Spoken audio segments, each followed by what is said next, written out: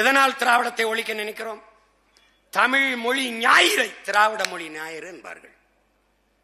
தமிழின் பாவலனை திராவிட புரட்சி கவிஞன் என்கிறார் ஐயா அப்பா ஸ்டாலின்.